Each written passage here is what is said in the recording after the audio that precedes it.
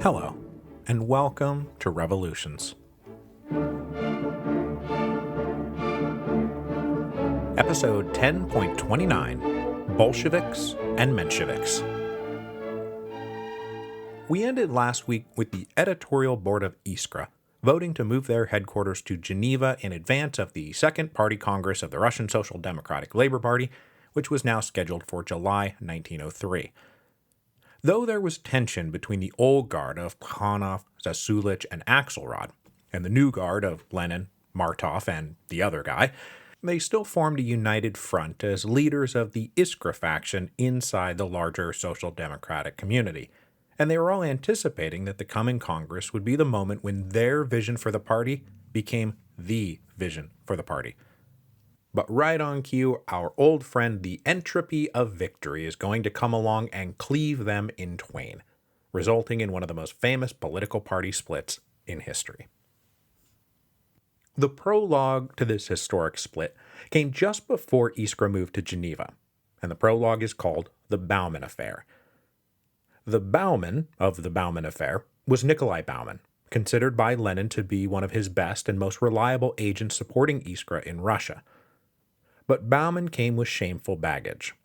While serving a term of exile in 1899, Bauman had carried on an affair with a fellow comrade, who was herself the wife of yet another comrade. Once free, Bauman mocked his former mistress and trashed her reputation.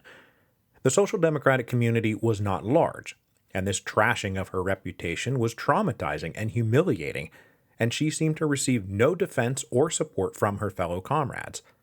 So in response, she wrote a letter to the party defending her honor, and then hanged herself. Bauman himself carried on like nothing had happened, but in early 1903 the widowed husband showed up in London asking the members of Iskra, as the most central party organization that currently existed, to do something about it. Here you have one of your agents having cruelly driven another comrade to suicide. Now, it was obvious to Martov and Zasulich and Axelrod that Bauman should be expelled from the party. His heinous cruelty was an ethical breach too great to overlook. Character counted for something. But Lenin disagreed. Strongly disagreed. He refused to allow the board to even officially consider the matter. He said this was all personal business and outside the party's jurisdiction. Besides, Bauman was an exceptional agent, and that was all that mattered. Lenin was so stubborn on this point that nothing was ultimately done. The board never officially heard from her husband. Bauman remained in the party and would remain one of Lenin's most loyal agents. By all accounts, the other members of the board were shocked at Lenin's adamant amorality. One of their comrades had killed herself over Bauman's behavior, but somehow they were just supposed to act like the only thing that mattered was how good of an agent he was, while she counted for nothing? How can we let a man like Bauman stay in our ranks? I thought we were the good guys. So the Bauman affair would linger as a dark cloud over all their relations. And from here on out, for example, Vera Zasulich couldn't stand to even be in the same room as Lenin. Now, Lenin and Martov, meanwhile, remain allies for now, but their relationship noticeably cooled, as Martov had now seen a hard part of Lenin's character that Lenin had either not revealed yet, or that Martov had chosen not to see. On the other hand, the Bauman affair brought together Lenin and Plekhanov at a very timely moment. Plekhanov supported Lenin's argument that the revolution is all that mattered, even above personal morality. So this brought together the two alphas who had been competing with each other for control of the board of Iskra, and it brought them into alignment with each other just on the eve of the Second Party Congress. Now, all that said, I don't want to oversell the impact of the Bauman affair. They all still went into the Second Party Congress on the same side, aiming for the same thing: the adoption of what you might call the Iskra Party platform as the official platform of the Russian Social Democratic Labor Party. The core tenets of this platform was unite the various local social democratic groups under a single central committee, advance an orthodox Marxist ideology that would be defined and elaborated and distributed by a single party organ, namely Iskra. And thanks to the work Lenin and Krupskaya had done over the past few years building up a network of loyal agents across Russia, including Bauman, who would be a delegate at the Congress, Lenin fully expected the Second Party Congress to simply be those agents coming together and voting to enshrine the Iskra platform as the official party platform. The Second Party Congress of the Russian Social Democratic Labor Party met in Brussels in July 1903. Attending were 57 delegates, of whom 43 had voting rights. The others had merely consultative rights, the ability to speak but not cast a vote. These delegates did not attend as mere individuals, but as representatives of some officially constituted social democratic group. And in very simple terms, the goal of the Congress was to unify all these different autonomous groups into a single party. And one of the most gratifying parts of the Congress was that of the 26 different groups represented, all but 5 of them actually came from inside the Russian Empire. This was not just another assembly of impotent emigres pretending like they had influence back home. These groups ranged from the Bundists in Lithuania all the way to the Far East Siberian Union, represented by their recently escaped golden boy Trotsky. Lenin was right not to fear any real challenge to the Iskra platform. 44 of the 57 attending delegates were Iskra agents. Those who might be considered the opposition, the Bundists and a few emigre economists, would be faced with a stark choice: submit or leave. But hardly anything got done in Brussels. The Okrana knew all about this meeting, even if they couldn't stop it from happening. So the Russian ambassador appealed to the Belgian government for help, and the Belgian government, themselves not very thrilled at this Congress of revolutionaries meeting in their backyard, offered the Russian government assistance. The delegates were kept under tight and not at all hidden surveillance. They often returned to their hotel rooms to find that the police had searched their rooms in their absence. Worried that they might be arrested and deported, they all decided to decamp Brussels and reconvene in London. Lenin scrambled to arrange meeting places and lodges after this surprise move, but on August the 11th, 1903, they all finally reconvened. Able now to get down to business, Lenin expected no challenges. He was thus mighty upset when he faced a challenge from Martov, of all people, on the seemingly trivial point of what it meant to be a member of the party. Now, Lenin and Martov had been on the same side of practically every issue since they had first come together back in 1895, the recent unpleasantness of the Bauman affair being the first real crack in their alliance.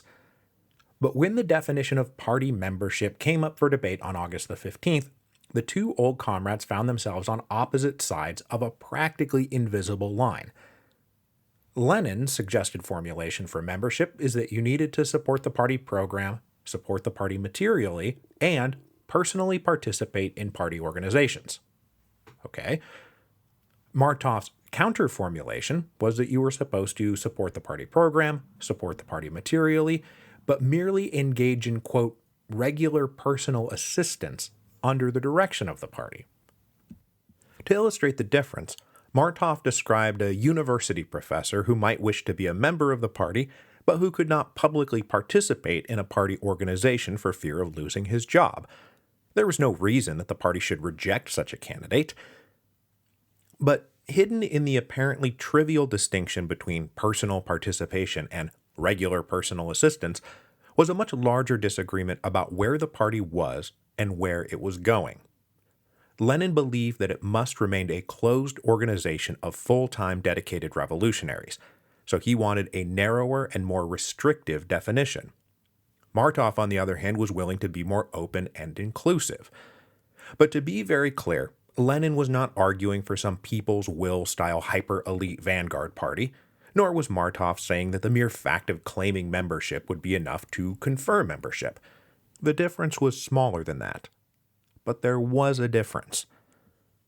What this really comes down to is a debate about whether the party was going to continue to operate under a state of siege mentality.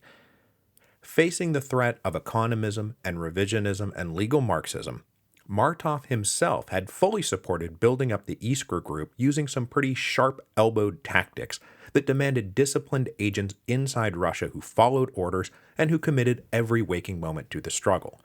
This siege mentality had justified strategies and tactics and organizational principles that were necessary to ensure the survival of orthodox Marxism. but they were only ever meant to be temporary emergency expedients. And for Martov, the Second Party Congress was, in effect, the end of the siege. Not only had they survived the emergency, but they had triumphed. Iskra had won.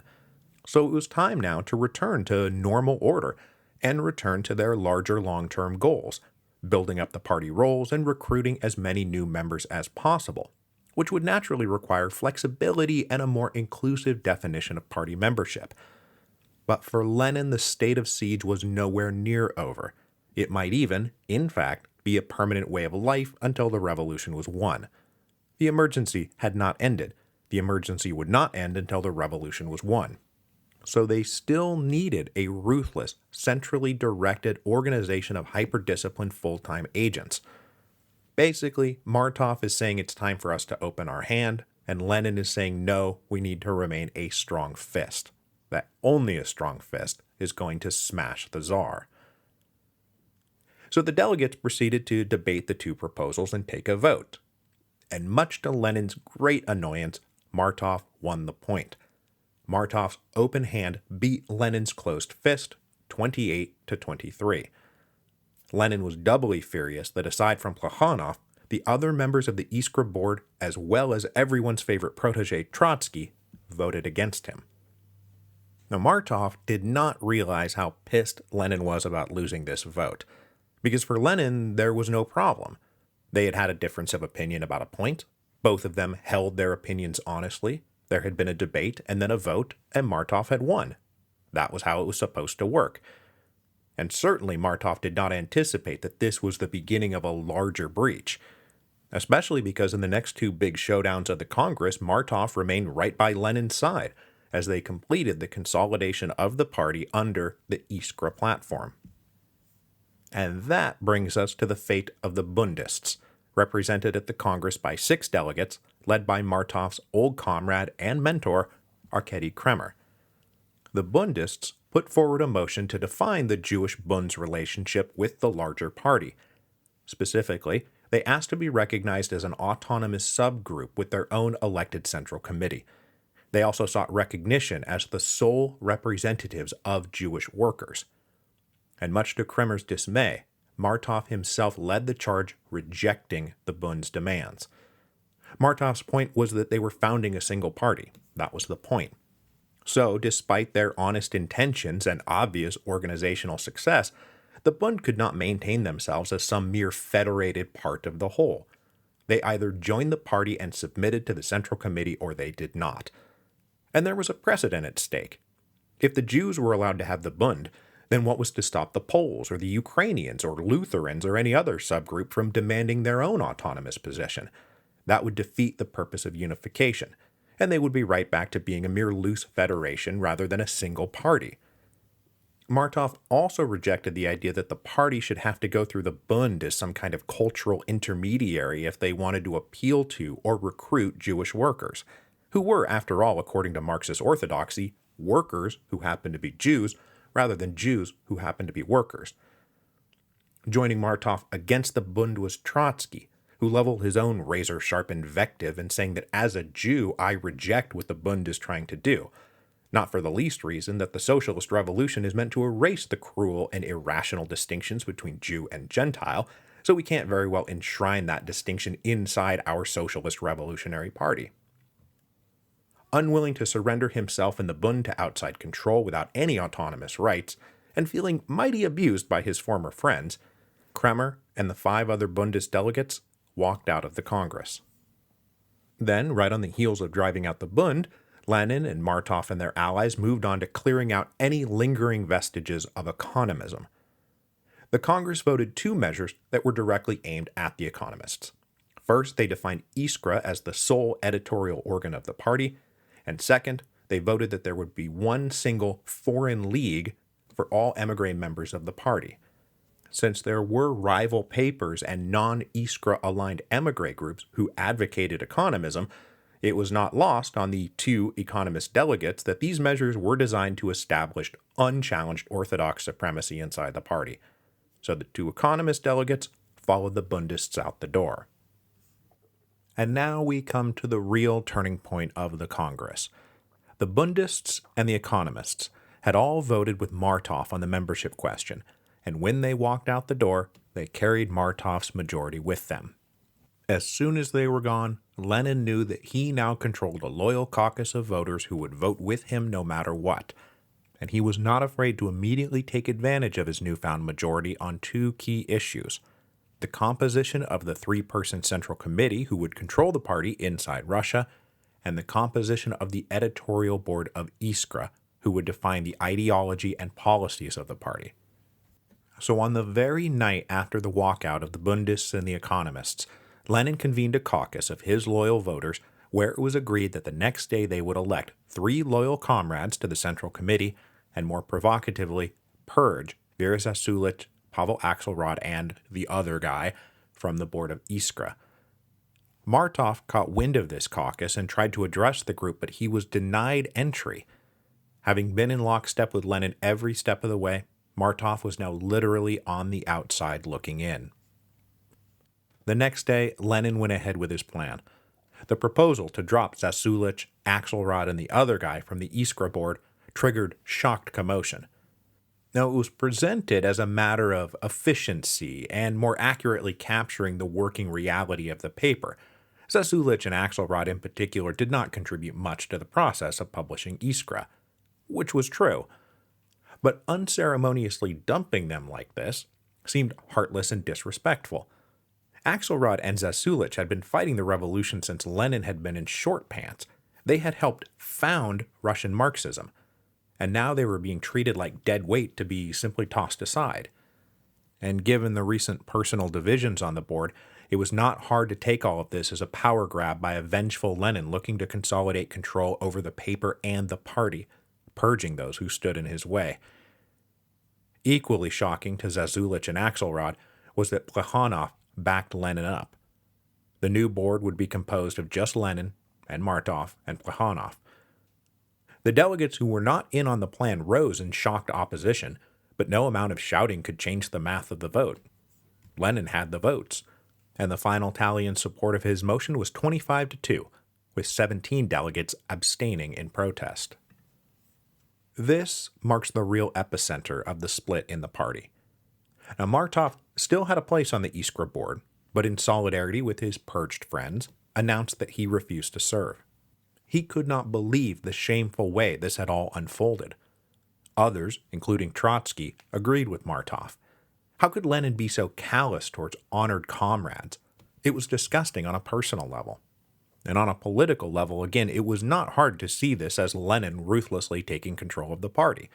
It was hard to see his intentions in a benign light, that he just wanted to make Iskra function more efficiently, when the actions themselves seemed so overtly malevolent and amoral and vindictive.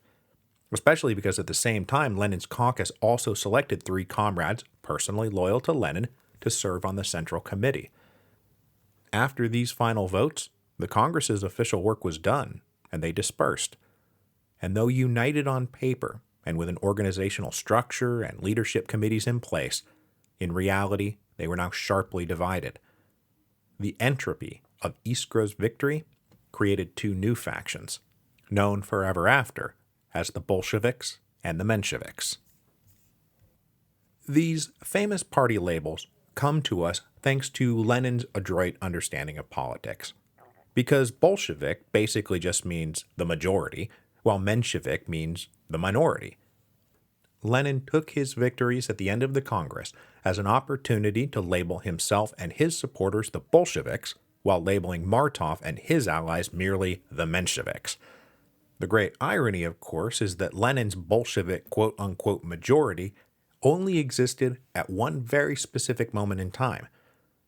Setting aside the fact that they only held that majority because the Bundists and the economists had walked out the day before, after reports of the dramatic and acrimonious conclusion to the Congress spread back out to the wider social democratic community, most members of the party tended to side with Martov, Axelrod, Zasulich, and Trotsky. The majority of the party were Mensheviks, and it is one of the great case studies of successful political branding that Lenin managed to get his faction called the Bolsheviks at all, and that Martov and his allies accepted the label Menshevik is generally taken as proof that they were simply not as politically adept as Lenin, which is probably true. In the short term, Lenin's majority was quickly exposed for what it was.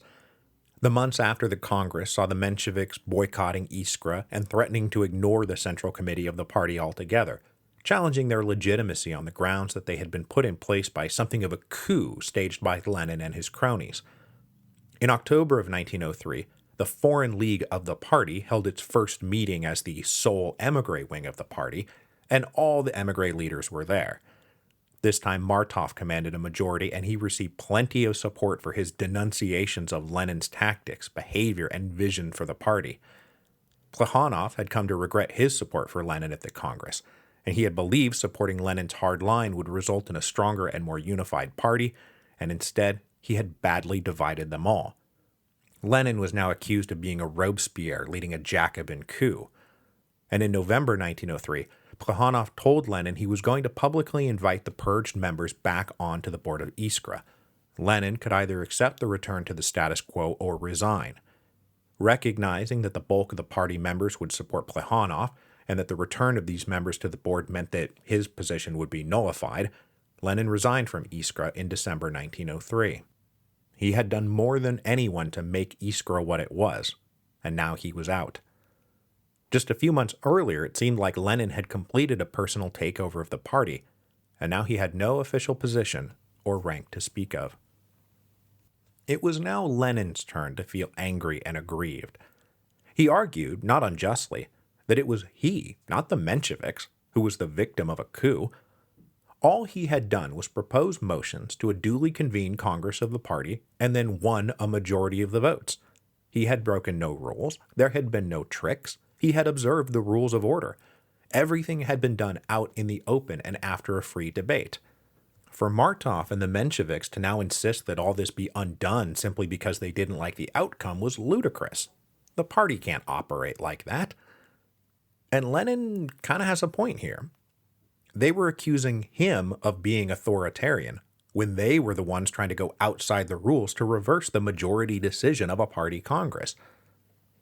And also, we must note that whatever Lenin's authoritarian instincts may or may not have been at this point, he did not take the opportunity afforded to him by his brief Bolshevik majority to literally expel the Mensheviks from the party for opposing him.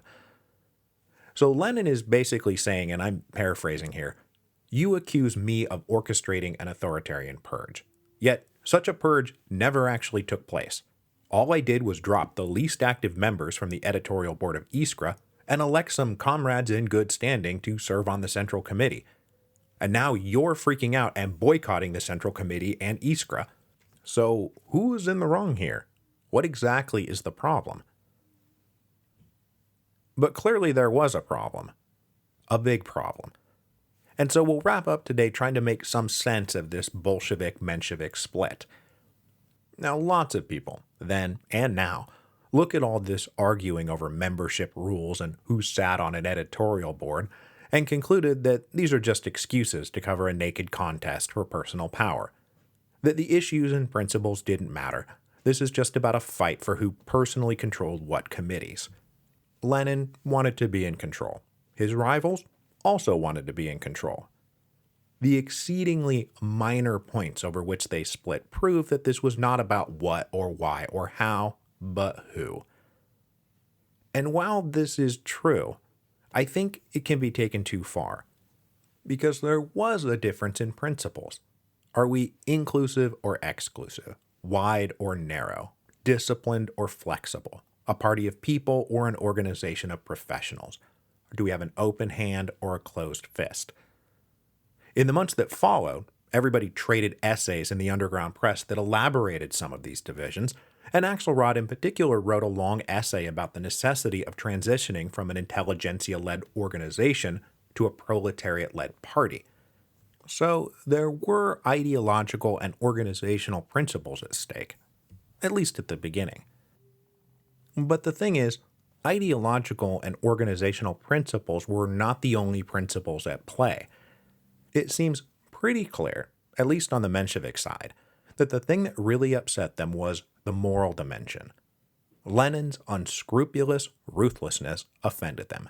His behavior was callous and churlish, disrespectful, mean, devoid of camaraderie, loyalty, or generosity.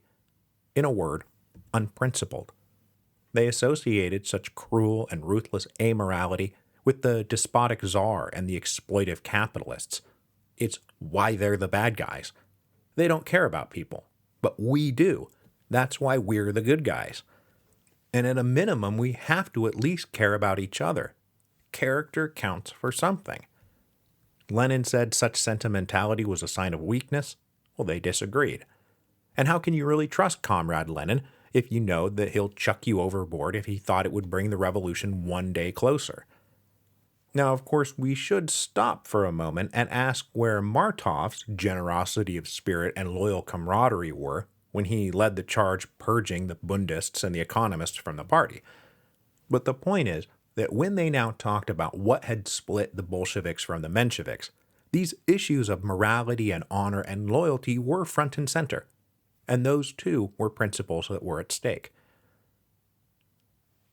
But there is no denying that in very short order, principles gave way to personalities. Like any feud, the original causes were forgotten in a never-ending cycle of personal slights and insults and attacks. The grudges became personal and deep and bitter. And when you keep driving to the heart of the split between the Bolsheviks and the Mensheviks, what it really comes down to is a simple question. How do you feel about Lenin? If you liked him, you were a Bolshevik. If you didn't like him, you were a Menshevik. And as the insults became personal and petty and vulgar, especially between Lenin and Trotsky, it really didn't matter what they were fighting for. It only mattered who they were fighting against. Lenin and Martov's personal friendship was now over. Their political alliance was at an end. And when Lenin now talked about the enemy, he meant Martov, not the Tsar. So what was this all about? Was it about party principles, moral codes, personal grudges, or just a raw contest for power? The answer is yes, yes, yes, and yes. But though these personal conflicts and bitter grudges kept the feud inside the party permanent, it did not actually break up the party. Everyone spent all of 1904 enmeshed in mutual insult flinging, but everyone still identified as a member of the Russian Social Democratic Labor Party.